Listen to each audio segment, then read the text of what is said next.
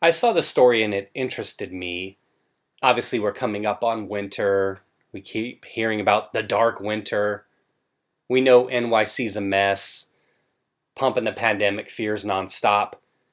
So I saw the story, saw the headline, and I was like, okay, well, I want to explore this a little more and kind of see if it's really a pandemic issue, or are they going to tell me whether or not this was an issue prior to? Kind of how much is demic related and how much was there before? New York City homelessness has become worse as the pandemic has progressed since March of this year.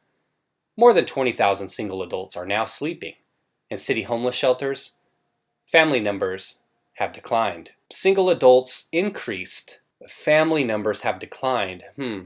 Let's keep that in mind as we go through this and see if they tell us why. Homelessness in the city has reached levels not seen since the Great Depression, with more than 57,000 homeless people as of October. The data showing the number of single adults sleeping in city shelters every night has reached a record high. City has been housing thousands of homeless men and women in hotels to protect them during the pandemic.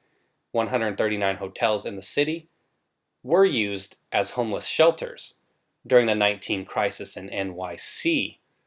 Just thinking about something again, thinking about the number of people has increased.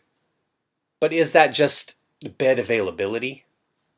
Maybe not. Are they opening up new shelters, more beds? I don't know. Maybe. I'm just trying to think of kind of like why we're seeing these higher numbers. It could be because of the obvious, but is there some not so obvious data there or something to extrapolate? Like we have the highest number of cases per day, but testing's been crazy on the rise. And the mortality rate's been dropping because of that, right? As we get more data, we can kind of figure things out a little bit better. So let's read a little bit here and see what they say, see if they give us some details on this. Homelessness in the city has reached levels not seen since the Great Depression, as they mentioned, with more than 57,000 homeless people as of October. An all-time record of 20,210 single adults, the highest than at any other time in the history slept in shelters, with 15,369 single men and a near record of 4,841 single women. Homelessness has been an ongoing problem for New York City due to a lack of affordable housing, but the pandemic has seen those numbers rise, despite a moratorium on rental evictions, as tens of thousands lost their jobs amid lockdowns and restrictions on businesses. And interestingly enough, I've alluded to this before. Correct me if I'm wrong, but wasn't the Amazon deal that AOC crushed, wasn't that supposed to bring thousands of jobs to the New York City area? I bet that could have solved a lot of things. But that being said, Cuomo and Deblasio probably would have shut the warehouses down anyway, so probably wouldn't have had that much of an impact. But if you think about it, there's an all-time record of single adults, but the women is only near a record, which means the men is at a record, right? You would think that that is right. Most likely. Am I seeing that right or wrong? I don't know. Maybe. Reports of domestic abuse have also soared, which may have also led to more people seeking refuge in shelters. Okay, there you go, there you go, there you go, right there. So that's somewhat scamdemic related, but a underlying factor, I guess. The New York City Department of Social Services added that many prisoners were released early due to the pandemic and placed into emergency housing. That's why we like to read and get more information. And with the eviction moratorium ending in January and the enhanced unemployment benefits many have relied on since March, ending on December 26, it's unlikely the numbers of homeless will continue to soar. Damn, the day after Christmas they ended that. I guess there's no good time to end that, but kind of interesting how that's the day. You'd figure they'll get something together shortly to extend that a little while. They will stay wherever they can find space, in the abandoned doorways of shops that have closed down, on subway platforms, or even slumped on uncomfortable staircases. And that's what we see here in this photo. Something I noticed in this photo. On Friday night, dozens of homeless were spotted in and around the city's Penn Station. In any normal year, the station would be thronging with commuters going to and from their city jobs or with partygoers coming into the city for a night on the town. So what I noticed about this photo, obviously this sucks. This homeless person, I don't quite understand what this is, but this person's got a luggage, jacket. I don't know. Is this maybe a man? Or is this her jacket? Is this maybe her companion or something? What I noticed right away was, it looks here, I mean, is that a tattoo? I'm looking again, but if you look at the leg, it looks like it's got sores on it. And obviously she's obese and definitely at high risk for the Rona. But 1, 2, 3, and there seem to not be 2 other toes. I don't know what this is. I don't know if this is supposed to be a shoe. Are their toes wrapped under here? It doesn't seem physically possible, but that's certainly an unfortunate situation if this individual is that beat up. I know that you can't always get everyone off the streets, but damn, I mean, come on, help her out if she's really that beat down, right? You know, this actually reminds me, there was a time, this was pre-Rona, it was November last year, we were going to the airport, and it was in LAX, of course, and there was a guy just laying on the ground there before you get into the terminal area, like right when you walk into the door, going up to, I think it was Alaska Airlines we flew, and he's just chilling, like face down, laid out on the ground like this. And so my wife's like, oh, maybe he's just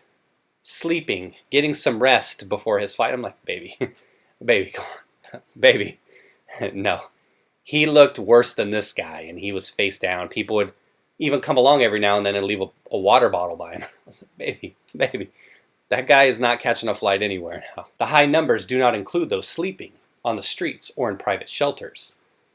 The CV has affected New York's homeless population more than other demographics within the campaign for NY housing, estimating the mortality rate to be 78% higher than the citywide average between May and August of this year. Okay, got it. That was kind of a little word salad there. 78% higher than the citywide average. So the homeless population's definitely been hit hard.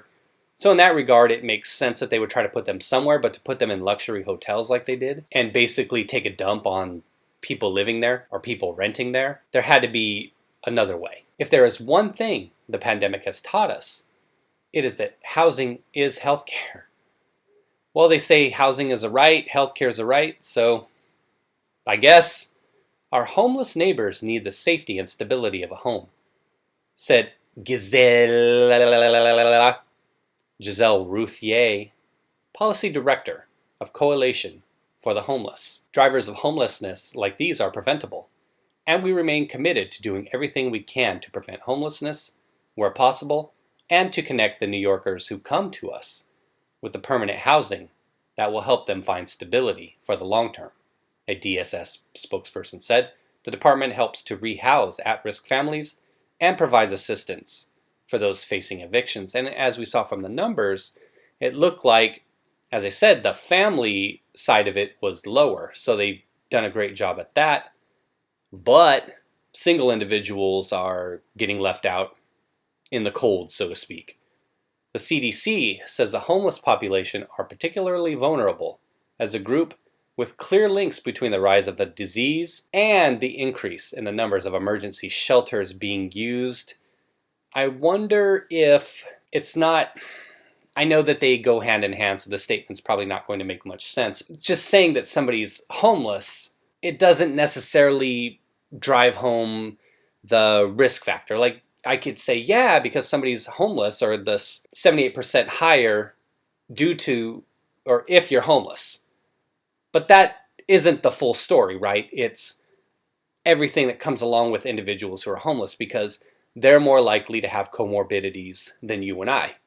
So yeah, you're homeless, so your rates are higher, but how much of that can be attributed to The fact that they probably already have a lot of disease, mental illnesses, drug use, just stuff like that they're suffering already. That's just what I'm thinking. City officials say that without city programs, numbers of those in shelters might have been as high as 71,000. Mayor Deblasio said even during the pandemic, a massive outreach has continued to get the homeless off the streets and into shelters and help. They need mental health services. You think? They need substance misuse services. Substance misuse? Is that what we're calling it now instead of abuse? Obviously, everyone ultimately needs affordable housing or supportive housing. We're going with that, huh? Look at this. I was going to pass this photo, but a man is pictured sitting at the top of the stairs to Penn Station, possibly wondering if he should spend the night here or head to a city shelter. Pure speculation. You don't know what that man's thinking. He's probably thinking, why is this moron taking a photo of me? Now, here you go here. A homeless person can be seen in the doorway of a shuttered AMC cinema in Kips Bay on the east side of Manhattan.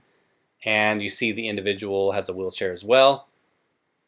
Those are the type of individuals that definitely need more help. Not saying that there's a homeless pecking order, but there kind of is, right? Old, diseased, disabled, etc. Here they try to make people look bad. Look at a homeless man is ignored by masked New Yorkers as he holds his cup out for some spare change. You wonder how long they stood there to try to get just the right photo. Like how many photos they took and tried to find the one that looked most dire. Now this is something that's concerning right here. Because you've got a congregation. There's large numbers of homeless men moved into 3 hotels in New York City's Upper West Side this summer, much to the dismay of local residents who complained of drug use, public urination, and catcalling. Pictured, a group of people who appear to be homeless loiter at Broadway and West 95th in July. And there they are again. That does not look good. Regardless of accommodations and all of that, you still have to have everything else on top of it. The substance abuse help, mental help, and people just need things to do, right? If you're just sitting around all day and night, and interestingly enough, going through some areas of New York, when we were last out there, it was at least 5 years ago, you would see this. Like people would just be out in the street. Like, what are they doing? It's daytime on a Tuesday. Like, don't you have something to do? Obviously, these people don't. They're homeless, right? But there's so many people just there. Well, okay, here we go. Yeah, like, what are you doing? What do you have? Why don't you have anything to do? And how can we rectify that? Local Upper West Side, it says here, what a mess. So some of the comments here say homelessness is shameful and an embarrassment. Somebody says, is that Lena Dunham in the first photo? I'm going to have to go back and take a look at that. Nothing to do with the pandemic. They're addicts. U.S. is a very poor nation. China destroyed our economy. Pandemic, my butthole. Those are all the people they let out of jail. Let's go back and check for that Dunham photo. Oh, this is the one they were referring to. She probably shouldn't even have a career based on what I've heard about her. Haven't seen anything of hers. Never will. Don't know if she's funny in any way. Most people seem to think she's a turd. I'd be happy to see Lena Dunham trade places with this woman. That'd be great. So this woman can get some help. So that's all I've got on that one. It's a bad situation. That's New York City. And obviously they had a lot of problems coming into it. And I'll always call people out. City officials, government officials who seem to be inefficient with the money that they're provided to address these problems. But at the same time, I get that it's kind of a give and take in the sense that you can only make somebody do something to some extent. You can't make a junkie get clean. You can't make a person go into a shelter if they don't want to. You can't forcibly do something to somebody that they don't want to do. So in that regard, I'm always willing to give some leeway, but the criticism will be there for sure. And these kind of situations shouldn't be happening. Now, some of these photos were from the summer. To be approaching record highs, even with all the stuff you're claiming you're doing, there's something else at play here. And we're sitting here closing down all of these businesses, letting people out of jail, so many factors. How much of the things they're enacting have actually caused this? I would bet that it's a lot of it. That those policies, along with kind of like the lack of mental health care or adequate mental health care within the city, have caused a lot of these problems. All right, everybody, be well. Hopefully you all are doing well. I really hope that obviously to watch this, you have a internet, but if you see people out there on the street and you can help, if you're in the right place to do so. And I don't ever advocate for money because I never give away money. If I ever see somebody out there who looks like they're in a rough spot out in front of a supermarket or what have you, then I'll buy them some fruit. I've mentioned that before. Or I'll get them some bottled water if it looks like they don't have any water. Just the little things like that. I know it's nothing. You don't have to talk about it or brag about it. It shouldn't make you feel great about yourself. I mean, if you can do something, then you do it. If you have a couple bucks extra to buy some fruit and some water, send it their way. But if you don't, then just make sure to, yeah, I know I'm getting all mushy here, but bear with me. Just appreciate what you have. And don't think that what you don't have is by and large somebody else's fault, because there's a lot of people out there that don't have it like we do. They don't have the internet. They don't have the basic necessities like we do, a roof over their head. And I would say just see these situations, help if you can, but just be appreciative for the good things we do have in life and kind of give back if you can. All right, everybody, be well. No more of the mushy PSA. Take care, everybody. Thanks for watching.